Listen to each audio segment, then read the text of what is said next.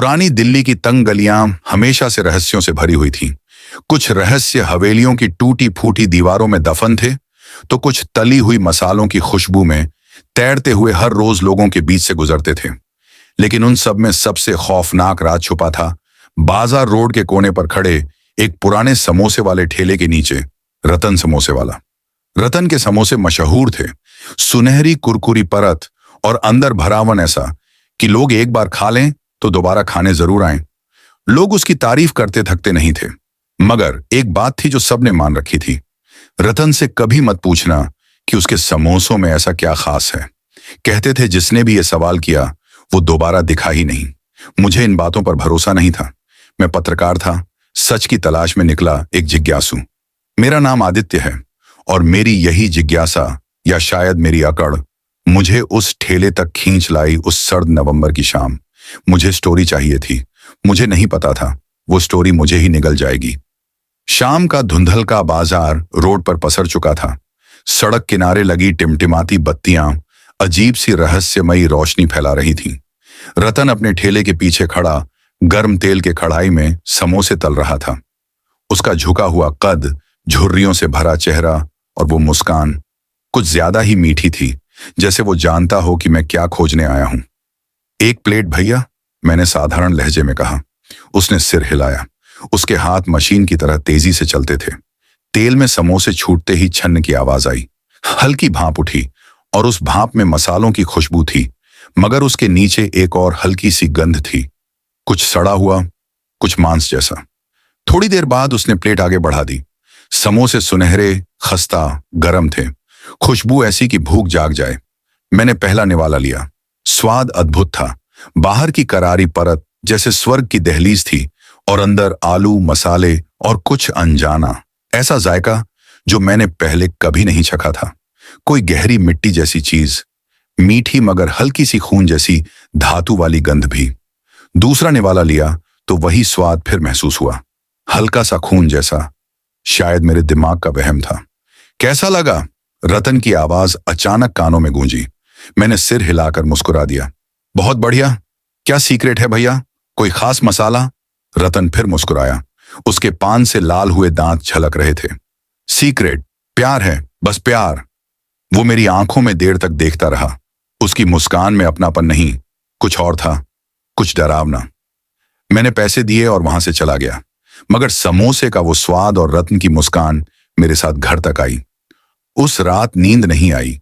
समोसे का स्वाद जुबान पर चिपका रह गया था, मगर उससे ज्यादा रतन की वो नजरें, जैसे उसने मुझे किसी खेल में घसीट लिया हो।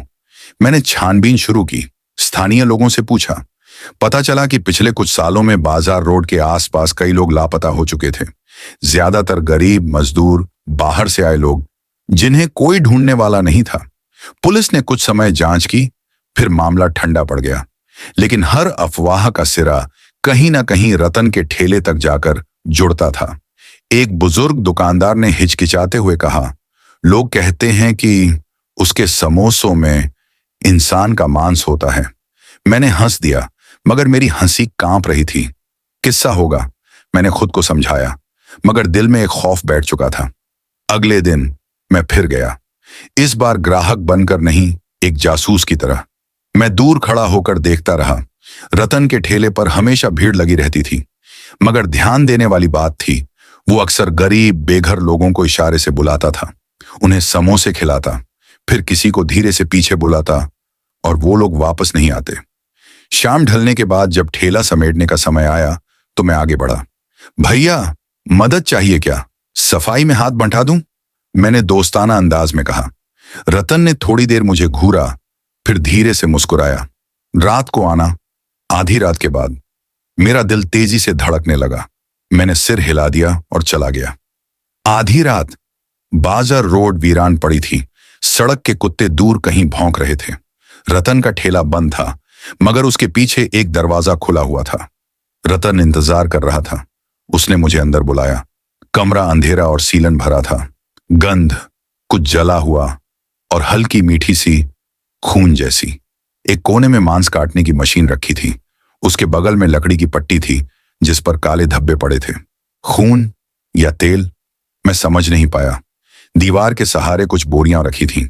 उन पर भी गहरे धब्बे थे। रतन ने धीरे से कहा, सीक्रेट दिखाऊं? वो एक बड़ा ताला खोलने लगा। लोहे का फ्रीजर था। उसका ढक्कन उठा और मेरे होश उड़ गए। अंदर इंसानी शरीर के टुकड़े थे। कटी हुई हाथ की हथेली, उखड़ी उंगलियां, जांघ का मांस, चेहरा, अधखुली आंखें, सब जम चुके थे। मगर उनके चेहरे पर आखिरी चीखें ठहर गई थीं। मैं कांपने लगा, सांसें तेज हो गईं, पेट में मरोड़ उठी। रतन मुस्कुराया। उसकी आवाज धीमी थी।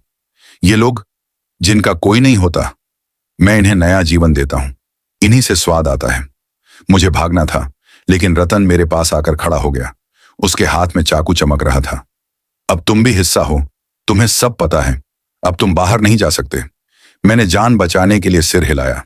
हाँ भैया, समझ गया। मैं कुछ नहीं बोलूंगा। उसकी पकड़ ढीली हुई। बस वही मौका था। मैं दौड़ा, अंधेरी गलियों में भागता गया। पीछे मुड़कर देखा, वो वहीं खड़ा था, अंधेरे में बस मुस्कुरा रहा था। अगली सुबह पुलिस को खबर दी, मगर जब पुलिस पहुंची वहां कुछ नहीं मिला। फ्रीजर गायब था। खून के धब्बे भी साफ कर दिए गए थे। रतन ठेले पर समोसे तल रहा था, उसी मुस्कान के साथ।